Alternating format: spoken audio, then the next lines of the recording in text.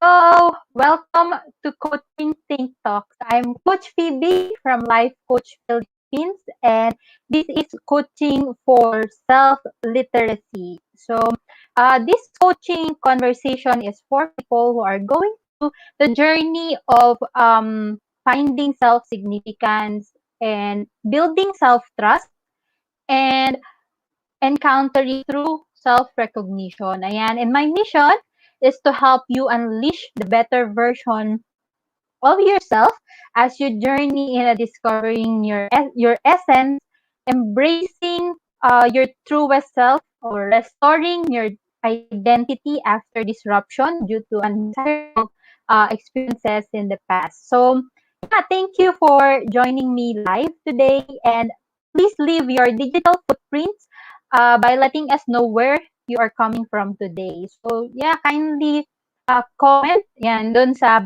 ating chat or sa comment box and let us know where you are coming from. So please do tag a friend and circulate this video to help us reach more individuals who might be in need of what I'll be sharing for this session. Then you might also give some shout outs ayan, to people who would want to you to who would want to greet and reach out yan with some inspiring message. So if you are watching this on a replay, please do comment hashtag replay. So I'm streaming via FB page of Life Coach Philippines and YouTube channel Coach AI Connect. So if you are new to our platform, please like, follow, and subscribe. So um, yan. So once again, I am Coach Phoebe, and I'm a certified life and mental health coach from Life Coach Philippines. So I'm a proud master builder apprentice of Master Coach A. And as you can see on the screen, along with me are the pictures of other MBA or the Master Builder Apprentice. We build tribe as we help your unstoppable dream come true. And yeah, my mission is to help 1 million victims of abuse and give them hope that living beautifully, being mentally fit, and having a good future is possible. And I'm promoting a safe ecology to 100,000 families nationwide to protect the next generation from abuse because they deserve a safer and better place to live in. And for yan, every me, ako, ikaw, yan, in the family to thrive. So, yeah, as we go on for today's topic, I would like to share with you this picture. So, is there anyone of you who would recognize kung ano 'tong picture na 'to? So, just type, kung ano yung movie na naalala niyo with this picture. So, I'll be, looking at the comments you have. So, yeah, I would like to shout out yan kay Coach Rizel for joining. Thank you from Decaf Coffee Republic, yan, the home of certified life coaches. And for Miss Lady Jen, thank you. Hello, hello. Coach AP Marife, and Coach Tin, Coach Nodes, and Master Coach Hasmin, thank you for joining me po. Yan. So, may nakakaalala sa inyo kung ano tong movie na to. So, let me know in the chat box kung ano yung, or in the comment box, kung anong movie ninyo to relate. So, it's a very common movie that we usually, na ng Disney na pinapanood natin kasi bata pa lang eh. They are already exposed to this type of movie. So, yan.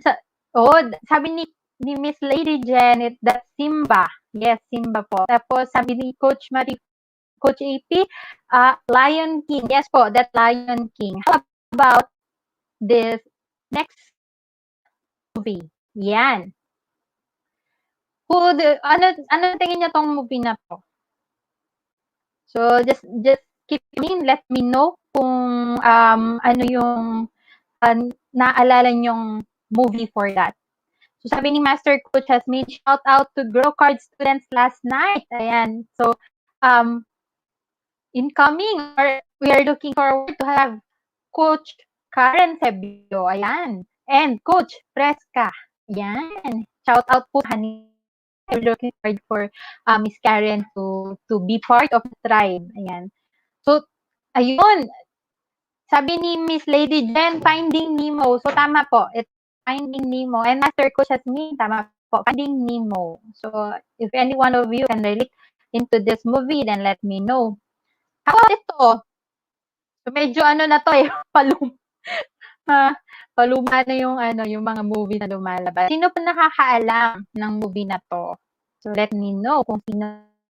Um, actually, I'm relating this kasi 'di ba when it comes to movies, we are so much related with the story behind ano yung nangyayari and, really understanding yung the concept of how movies are being, used as a tool to really share lessons in life, then it gets to a point of us really understanding the reason why these movies are created. So, yeah, let me know who can relate dito sa pangatlong picture natin. So, just type in the box kung ano yung nakikita nyo. Comment box kung ano yung nakikita nyo and if you can still remember. So, if not, ayan, sabi ang galing ni Miss Lady Jan, this is Ratatouille, thank you. Yes, this is Ratatouille. So, ito yung ito na naman yung pinakahuli. So, I don't, let me know kung sino nakakaalam nito. Yan, sino siya? Sino siya? At anong movie yan siya? So, if any one of you, tama, sabi din po ni Master Coach Hasmin, it's Ratatouille, yes po, tama po. So, if any one of you who can share with me kung ano itong pinakahuli picture, if anyone would recognize it, kadalasan mga nakaka-recognize dito yung mga singers eh. Yes, it's Julie Andrews, sabi ni Coach AP Marife. Opo, siya po yung character dyan sa movie na yan.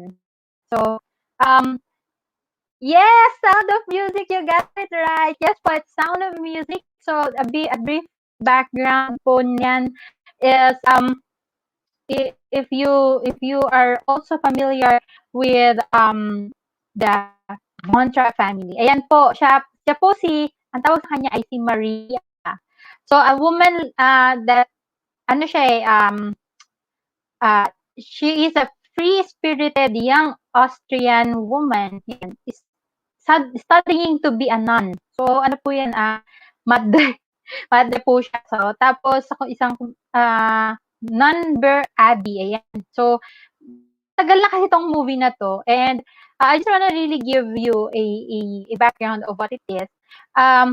Her youthful enthusiasm and lack of discipline, yan, cause some concern sa mga madre doon. So, yung pinaka-superior nila doon, sinend si Maria to a villa of a retired naval officer, si Captain George Bontrap. Ayan, to be a governess to his 7 children. So, nandun si Diesel, si Friedrich, Louisa, Kurt, Brigitta, Martha, and Gretel. So the captain has been raising his children alone, yan, using strict military discipline, yan, following the death of his wife. So, although the children misbehave at first, Maria responds with kindness and patience, and soon children come to trust and respect her. So, very, very, I mean, this is one of the movies that I love the most. Kasi dito ko natutunan yung mga kanta na alam mo kasi dati naririnig ko lang yung Do, Re, Mi kanta. Pero nung napanood ko ito, tuwa-tuwa po ako. So, ang ano, dito ko alam yung oh, a deer, a female deer, Ray, a drop of golden sun. So, yung mga ganyang kanta po ay makikita nyo, maririnig nyo dito sa movie. So, it's very, that's one of the movies that I love most because it gives so much value to music. Tapos, diba, when it comes to music, very live yan siya. Tapos, inire-relate nila yung music with the family. Kung paano nagkakaroon ng istorya dahil dun sa pamilya. Yan.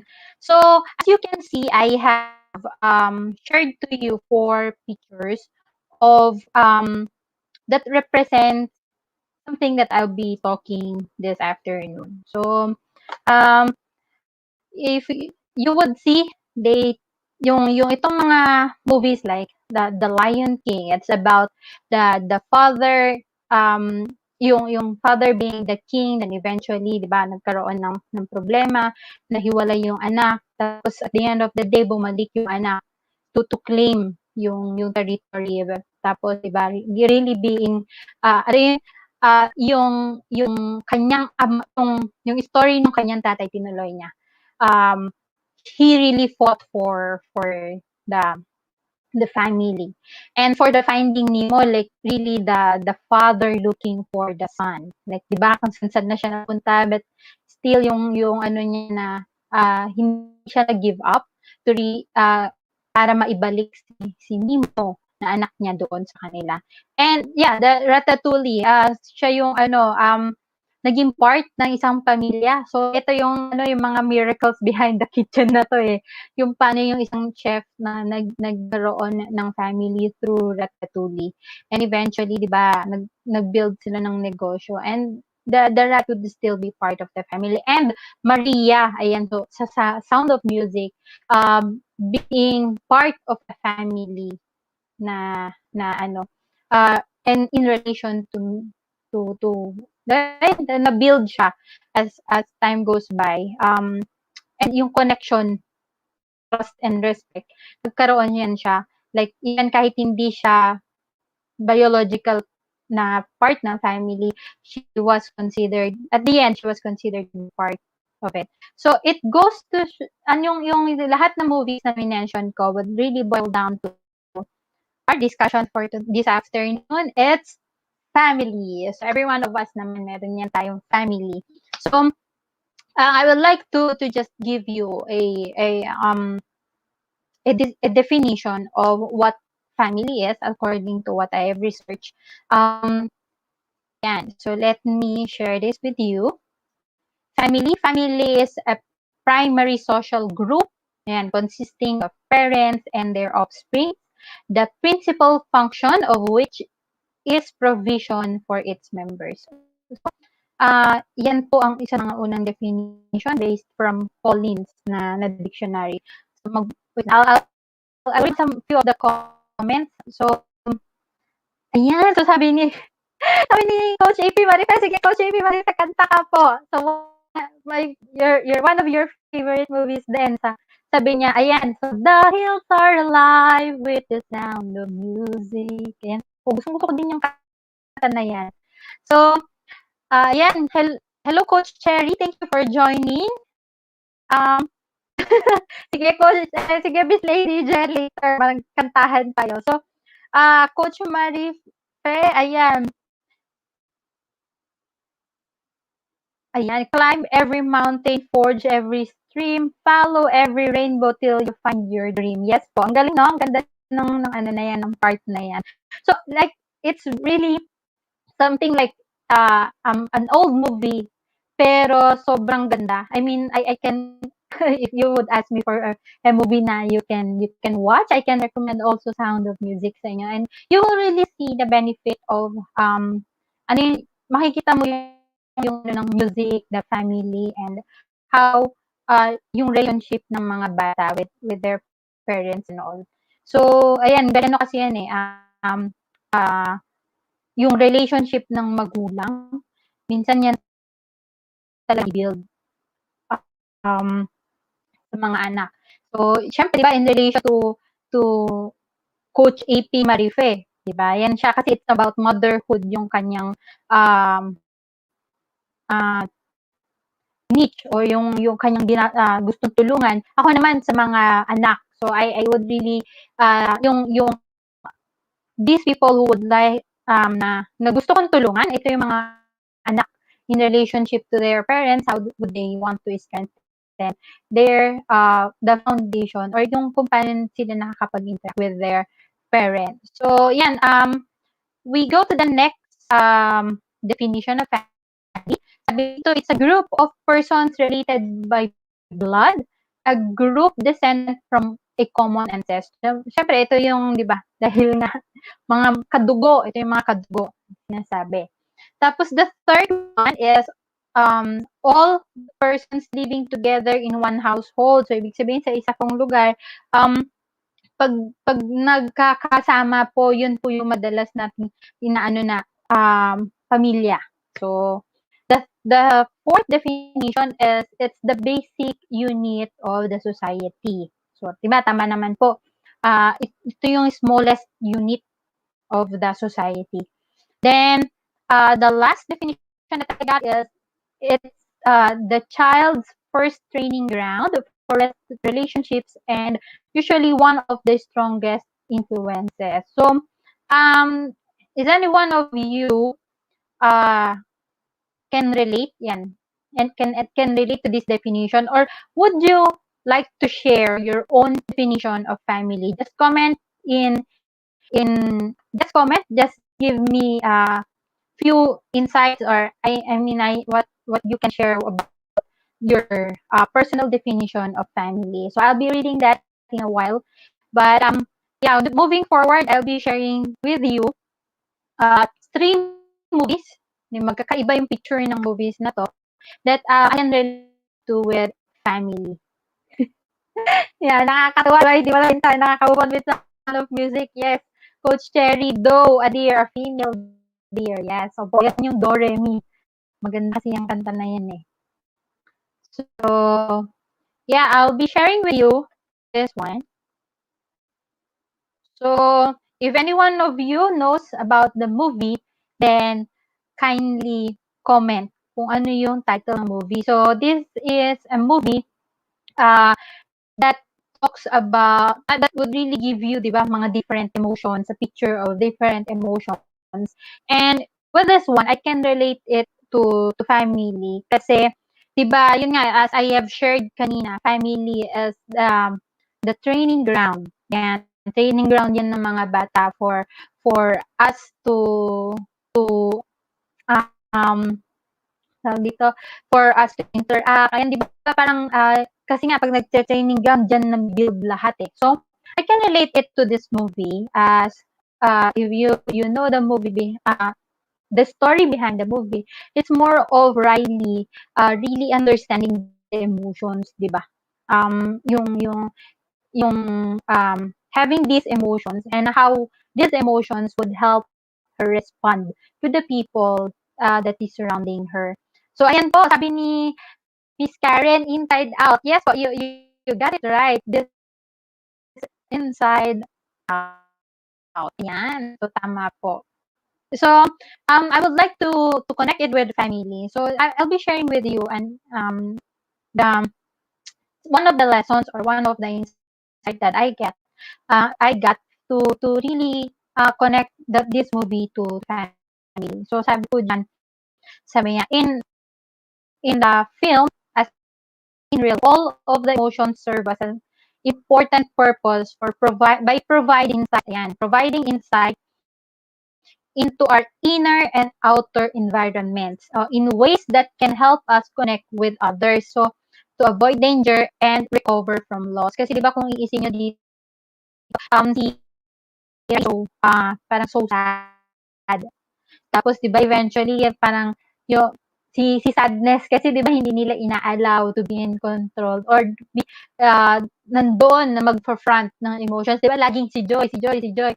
Pero eventually when it comes to Sadness at na-recognize na ni Joy si Sadness being part of Riley's emotions na meron talagang pong purpose naman si Sadness. Then eventually, yung sadness na yon, upon recognition, like us, di ba? When we are sad, when we feel joyful, pag, alam mo yun, confused, angry and all, 'di ba pag when we get into a point of really acknowledging our emotion, and that's the time that we get to respond. Yan, nakakapag-respond tayo based on how we can see things and how can this emotion be a signal sa atin on how we respond to people. And that's the time na when nag-respond na si Riley na, okay, I'm really sad, and the family would really help her to cope up with situations, and that's the time na bumalik ulit yung joy sa buhay ni Riley. So, it is very vital, and it's one thing that I can share with you when it comes to relationships. 'Di ba may emotions naman talaga tayo. There are times that we are joyful, there are times that we are sad, but alam mo itong mga ano na to, it really builds up also our responses on how we interact with other people. So we'll go on with the next movie. So how about this one? Would any one of you share kung ano tong movie na to? So sabi ni Miss Lady Jen, the floor is lava. Ayan. Sige lang, Coach Cherry. Nakakatuwa. She is attending a mother. She is attending to her kid. So, thank you for joining, Coach Cherry, even though, yan, medyo, di ba, mommy duties tayo ngayon. So, I'm glad you're still here and joining me live. Yes, Steffi. Ayan, Steffi ko. Thank you for joining me, Steffi. Thank you. And, yeah, you got right. This is Moana. Salamat po.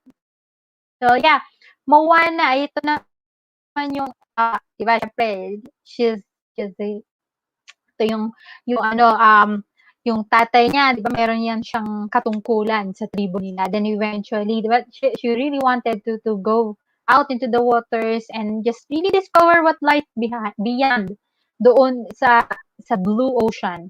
Pero 'di ba, pinagbabawalan siya and all, and they are building her to be the, alam mo 'yan, yung susunod na magmamana nung posisyon nung tatay niya. Pero she doesn't want it. And there's something, ito naman yung connection niya with her grandmother. So it's something na we have, 'di ba? Some of us hindi naman talaga meron sa atin, let me know if this is you, mas close sa mga lolo at lola kaysa sa magulang, or either napalaki ng mga lolo at lola. Tapos, 'di ba, there are things that you can share with your lolo and lola, and yet hindi niyo ma-share sa magulang niyo. So if any one of you is like that, let me know. Like, you can just share sa comment kung ano yung pakiramdam na like being so close with your grandparents. So actually, this is something that I can share also with you in response to our topic for today na family, kasi 'di ba there are times naman na hindi talaga yung magulang natin yung nagiging ka-close natin. And minsan 'di ba parang there are times na let me know if you are connecting with this. There are times na bakit kaya hindi nila ako naiintindihan. So ito yung gusto kong gawin pero pinipilit nila itong ganitong bagay. So ayan, if you are someone who can connect with me para sa mga ganitong moments or mga concern, ayan, 'di ba? Parang you want something and other people seemingly understands you, but then your parents, alam mo yun, the immediate na caregivers mo, hindi nila naiintindihan kung ano yung gusto mo. Ayan. Oh, sabi ni Miss Lady Jen, ako yan, Lola's girl, because my mom left us early. Ayan. Oh. So, thank you, Miss Lady Jen. And yeah, I appreciate the vulnerability. So, thank you for sharing your part. Being a Lola's girl. Ayan. So, yeah, ayan po. So, what I would want to share as an insight for when it comes to family is, yan, the family time need to be a priority for all of us. So, Moana's grandmother knows what is inside Moana, and she tells her to follow her heart. So she does it in a gentle way that helps Moana discover who she is. Many of us can relate to having a special relative or role model in their life that they go to and guide them in their life. So yes, 'di ba sinasabi ko naman nga, it may not, meron 'di ba kasi yung iba, it could be their teachers, meron din namang like grandparents, meron ding, it could be the titas, so whoever it is that could be someone that would guide you. Then, kasi 'di ba the usual thinking, meron talaga tayong times na na hindi natin nasasabi sa like the caregivers that we have or yung mga immediate na mga tao na nakakasama natin kung ano talaga yung gusto nating gawin. Kasi 'di ba there are mindsets that we have in us na baka hindi ako maintindihan, ganyan. So, we often that's something that is hindering us to really be expressive. Kasi 'di ba, it could be part of an experience that you tried naman, tapos ganito yung response. So, parang I don't know if you can connect with this, pero ako meron ako, there are times that I would respond, wag na lang kaya kasi dati tinry ko naman tapos ganito yung naging response. So, alam ko na yung mangyayari sa susunod na magsasabi ako. So, we are the one limiting ourselves to really be connected with these people na could be what we call our family. So, ayan. Then, last, I have one movie that I can share with you. So this is 2020, na-release to ng 2020. So let me know if someone here or someone who is joining me live can share with me kung ano itong movie na to and if you have watched this. So let me know uh, if you know this and have watched this. So ito yung mga apat yan eh. May anak, apat na anak. So ang parents nila ay there is so much, parang the parents would really think about themselves lang. Tapos ano yun, pagdating sa okay, yung panganay na ipanganak. So tapos hindi nila masyadong binibigyan ng atensyon yung anak nila. Then ayun, hanggang sumunod na ng sumunod may mga anak na sila. Tapos yung yung dalawa dun na pinakahuli kong kambal. So ang ano diyan, um they are so much of themselves. Parang ano na yun, sarili niliisip nila, then yung mga anak nila hindi po nila naalagaan. So meron silang yung mga anak, yan, kasi merong idea na to get rid of their parents kasi hindi naman sila inaalagaan. So meron silang kinuhang ano, yan, merong ticket. Yan, inano nila yung sinet up nila yung parents nila for a ticket. Ayan, sabi ni Miss Lady Jen, the will is yes po, ang galing. Yes, you got right. Sila, the will is. So, this is a different set of a story that I would want to share kasi it's not the typical story of a family. Kasi po, yun nga, yung magulang nila wala po silang pakialam sa mga anak nila. Then, what they had is yung nanny. Meron sila niyan. Merong nanny na na-hire. And that's yan, the woman, yung malago ang buhok na babae. So, yan po yung nila, na-hire nila. And this is one thing that I would like to share with you kasi, yan, sabi nga po dito, one learning that I would like to share is families matter because of the support and the understanding they provide is essential. So, in following the story of the Willie B children, finding an unexpected family, we discover that families can even be whole. Whole po yan. So, we can be who, tama yan. Tama pala. Can be who we choose. Ayan po. So, yes, ang family po can be the people who we choose. Kasi 'di ba there are times na dapat ito lang yung family ko, ito yung tinatawag kong family. But we are not really limited to the family. Yes, families that are by blood are families as well. Pero hindi lang po yun sila we are not really limited to them. So, ang tanong ko ngayon is, are you in an ecology where you feel like you are supported, you find yung understanding and you are being celebrated but not tolerated. Ano yung technology na meron ka?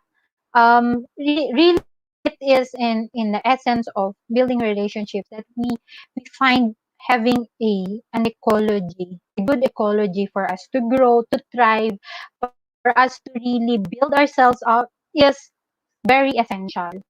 So, ito po, the Willy Bees, if you would watch this video, at the end of it, ang naging family nila is yung the nanny. Yung, parang siya yung kinonsider. Kasi, sa dulo, they would really, but the children is very hopeful to really have yung um attention, all the consideration and the love of their parents na marami silang ginawang bagay just to really get close to them. And that nanny would help as well. Pero at the end of the day, yun nga, dun nila nakikita yung value na sino ba talaga nagpapahalaga. O yun. So, I will be sharing with you the common myths. Yan, myths. So, ng sa family. Ayan. Um, can you name a few of the family myths that you have in mind? So, if you know a family myth, then type it on the comment. So I'll be happy to read it. So first of the family myths that I will be sharing is the nuclear family is a universal phenomenon. So it's a myth.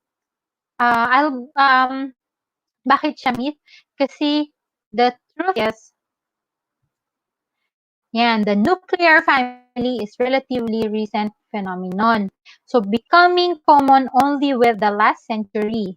Yan. So, bago lang po talaga yung nuclear family. Before then, the traditional family was multi-generational.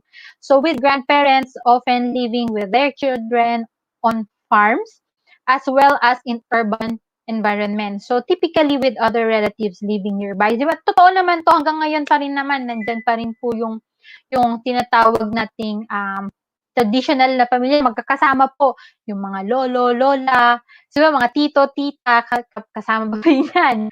So mga, like, di ba, minsan hindi naman talaga, like, even now, meron pa rin yan. That is still true to us na hindi pa rin nahihiwalay yung mga, pag nag-aasawa na yung mga anak, hindi pa rin minsan nahihiwalay sa magulang. So, the nuclear family that we have, if may mga pamilya naman talaga na they would intentionally really move away para hindi na para kasi as they grow their family, ang gusto naman nila is they would really build it the way they want it. So 'di ba minsan nagkakaroon pa rin talaga ng problema pag minsan nasasama pa yung magulang sa pagpapalaki ng mga anak. O, 'di ba? So, diyan nagkakaroon minsan ng concern. So, that's a myth.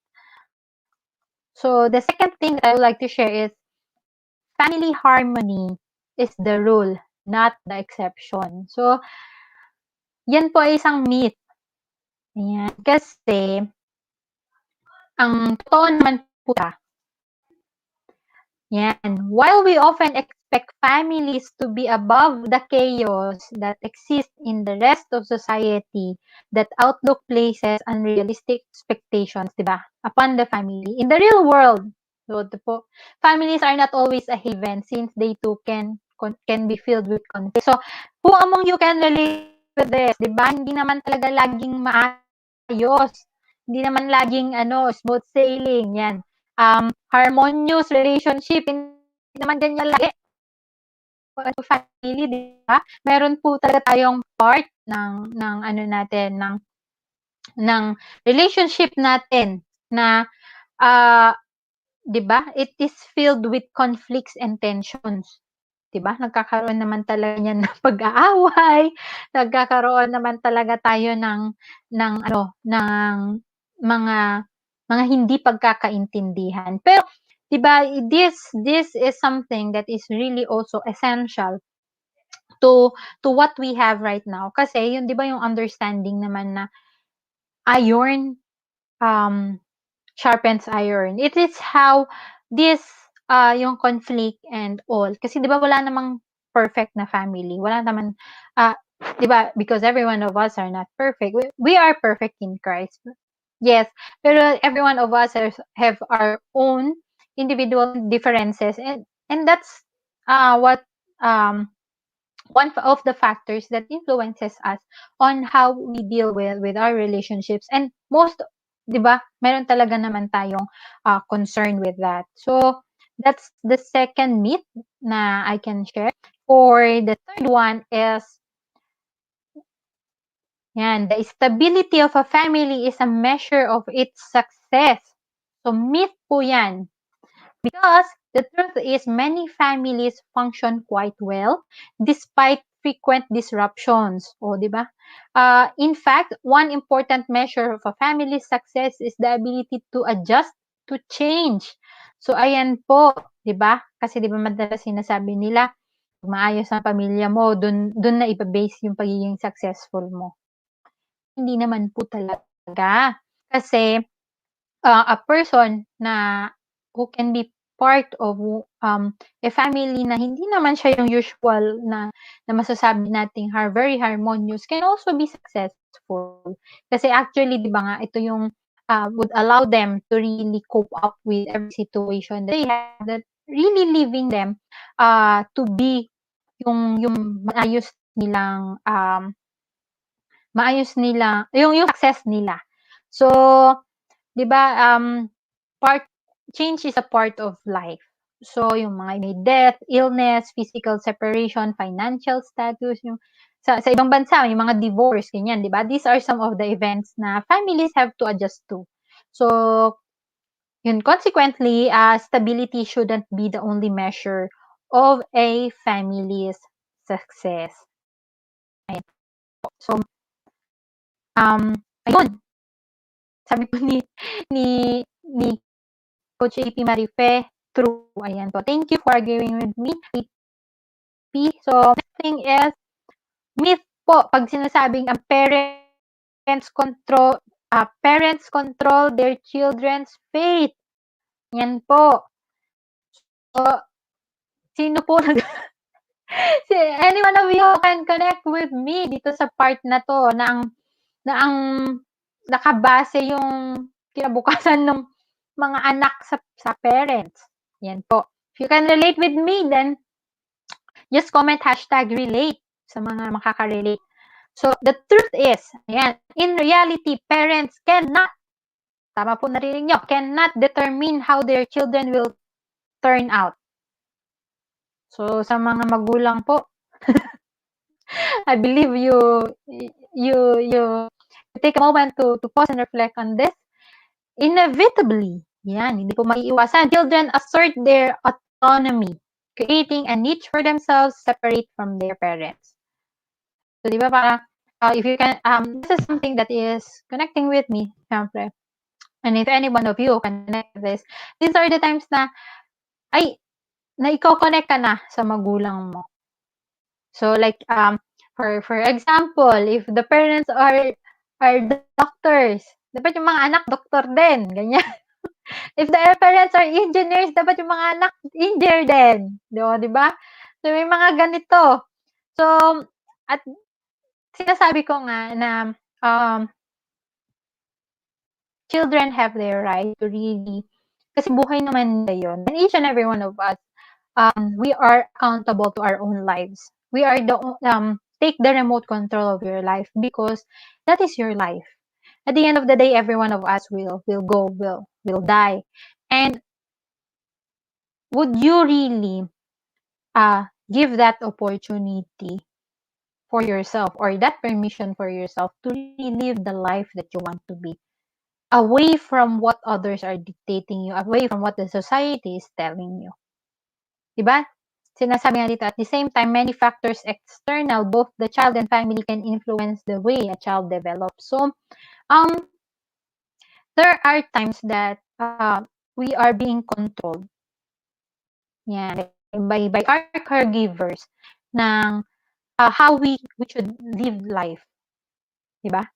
So, dapat ganito ka, dapat ganyan ka, ganyan. So, di ba, if hindi lang, baka hindi ikaw to, or if you know someone who is like this, na, ganito ka dapat. Sabihin sa'yo magulang mo, ganito ka dapat. Kasi ganito yan. Yan. So, di ba, minsan kasi yung nagiging image ng magulang natin becomes, the reference for the image of what the children would be in the future. Pero, di ba, may sariling buhay ang bawat isa. And, and if we just give ourselves the permission to really live the life that we want to be, then that's the time that we will discover more of who we are and really embracing our identity. So, yan, those are the 4 myths that I have shared and the truths behind those myths. So, um, allow yourself to really discover ano ba talaga yung pamilya sa'yo. And ayun, I'll be sharing with you one word that I've learned. Ito lang eh. Ito lang ko lang na natutunan to nitong taon lang na to. So, it's called gamily. Ayan. So, thank you for Master Coach A for sharing this to us. And it's really something beautiful that I would want to share with you. Pandagdag po sa vocabulary natin ng ano na, gamily are those who know all your faults and love you in spite of them. Ayan. Gamily din ang tawag sa mga outsiders. Sa mga ang tawag kapag yung something that outsiders will never understand as we insiders could never explain. 'Di ba may time na we are we encounter people na hindi naman natin kadugo, hindi natin kakilala. Pero kapag nakikipag-usap tayo sa kanila, naiintindihan nila tayo. So meron naman mga tao na as we build a relationship with them, yes, there are faults, 'di ba? Meron tayong mga imperfections, but they are still the people who would understand, would love you, would embrace you, and would celebrate with you.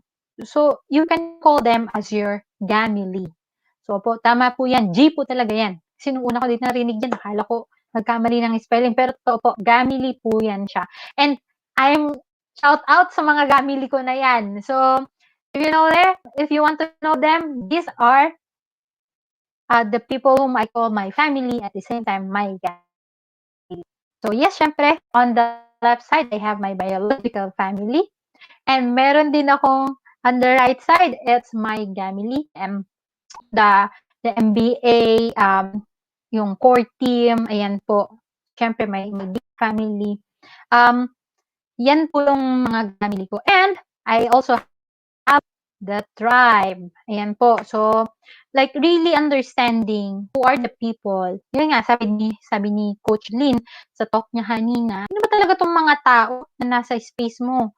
Ano ba talaga tong mga tao who are in your ecology that will allow you to grow in this season of your life, that will help you to be in a place you um where you can grow, where you will flourish, where you will be having yung permission to be yourself, of really identifying who you are, diba? So, if you are someone who is in the journey of finding love, significance, and really getting into a point of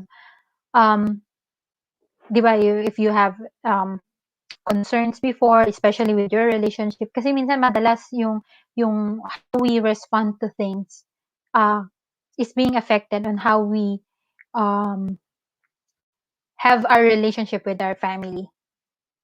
So if you are someone who's in this journey, then I would want to share with you um, emotional rehab. This is a program that I would want to share with you. Let me help you. Let me help you in the journey. So if you have faith that even though you might be stuck in routines that contribute to your hurt now, so it could be from your family, from the relationships that you have, and would want to bring the true excitement back to your life, then let me help you. Um, let me know lang if you are someone who would want to stop wondering when the hurt will end, so that you can start enjoying freedom that you deserve. Or you may be someone that you are still believing to have a fulfilling life again, or someone who would want to move from the past relationship. It could be on your family or your past hurt, 'di ba kasi sa mga, or other relationships, it could be romantic relationship or 'di ba, if you would want to really let go of the past and continue to have a good future, if you would want to stop the pain, but you don't know where to start, yan. So maybe this could be first of this step that we can work together. So step by step siya na guided journey for you to learn how to heal from emotional trauma, breakups, and betrayal. So it could also be a hurt that you had with your family, a member of your family, or the whole family. So if you would want to really get into a point of like really understanding yung freedom and yung healing, then let me invite you. Send me a message and let us have a journey of healing from emotional pain and trauma. So if you would want also to really talk to someone, then I invite you and I invite you to take a look at the Cup of Coffee Republic.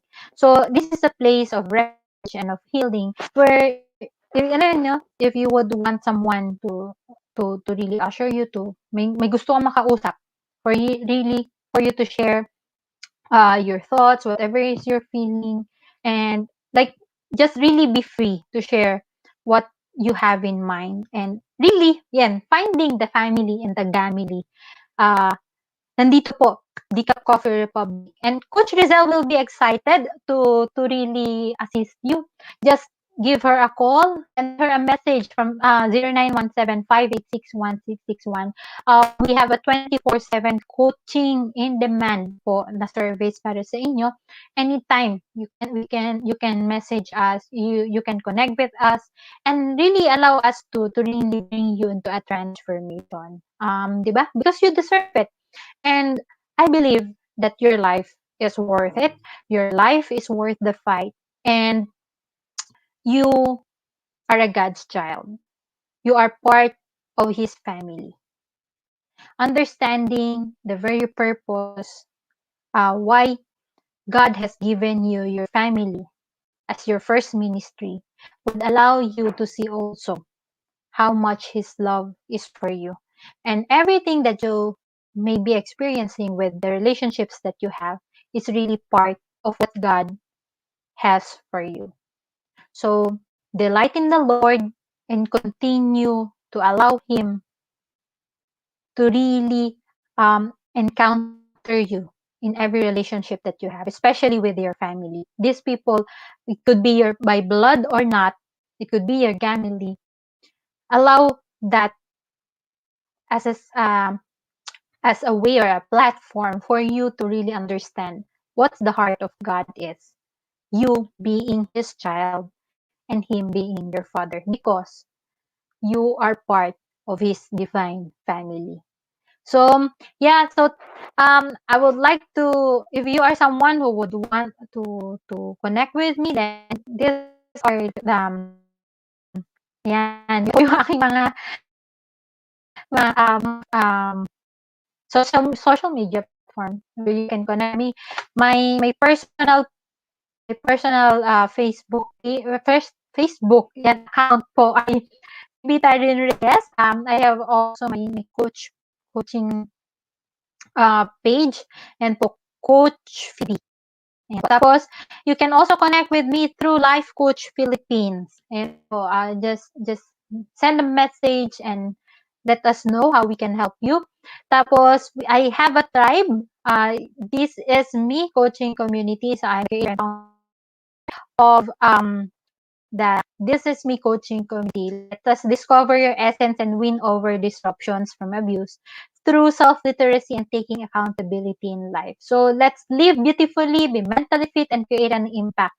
So nurture the me in every. So connect with me on my email address, phoebereyesclc@gmail.com. Contact number is 0927-392-4119. So yan. As I end this conversation, let me invite you to be part of what we are doing as an organization of professional certified life coaches. Yan. Do join us for another coaching conversation tomorrow. Yes po, tomorrow with Coach Glacy for coaching for 70 times 7 at 10 in the morning. Coach Nilo for coaching for mindful transitions at 2 p.m. And Coach Candy for coaching for mental fitness at 4 p.m. I would also like to invite you to Master Coach Ace co-actively co-create life coach certification program. So yan po, yes po, we are done with the first batch or the class 1. And it was really a very, very wonderful journey, really allowing the big heroes inside of you to be unleashed. Yung mga sleeping giants po na yan, gisingin na po natin and be charged to be the big heroes. Ayan. So, this is a comprehensive approach to learning and mastering life coaches as an active process of creating a new path to achieving yeah, results in life. So that success is inevitable in every coaching relationship. So, it includes 21 web-based learning. And meron tayong 3-day live coaching bootcamp with, with Master Coach A and 3-day live business bootcamp with senior coaching team. So the program package also comes with other bonuses. So connect with Coach Rizel at 0917-586-1661 to discover the opportunities waiting for you in this profession. So once again, this is Coach Phoebe from Life Coach Philippines for Coaching Think Talk. Coaches like us think and talk like this. So this is us from in the Philippines. So love, bam, boom. Love, bam, boom. Love, bam, boom. Thank you for joining. Bye-bye.